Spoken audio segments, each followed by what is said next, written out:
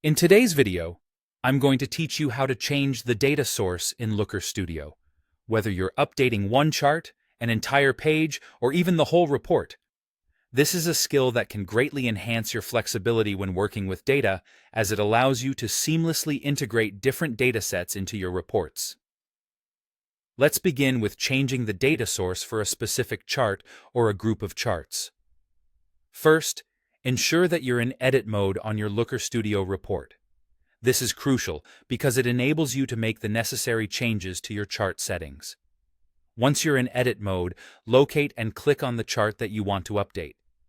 If you're looking to change multiple charts at once, hold down the Shift, Control, or Command key, depending on your device, and select the charts you need to update. Next, direct your attention to the Setup panel on the right-hand side of the screen. This panel is your command center for adjusting chart settings. Under the Data Source section, you'll notice the name of the currently displayed data source. Go ahead and click on it. This will allow you to choose a different existing data source from the list available to you. Alternatively, if you need to connect to a new data source altogether, you can click on the plus Add Data option. This broadens your options and allows for a custom approach tailored to your needs. If you're prompted with an Add to Report confirmation, ensure you click on it to finalize the addition of your new data source. Now let's move on to changing the data source for an entire page.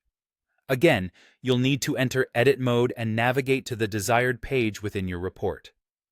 From the top menu, you should see a Page option. Click on it and then choose Current Page Settings. This brings up a side panel where you can make changes to the current setup. Look for the Data Source section here too.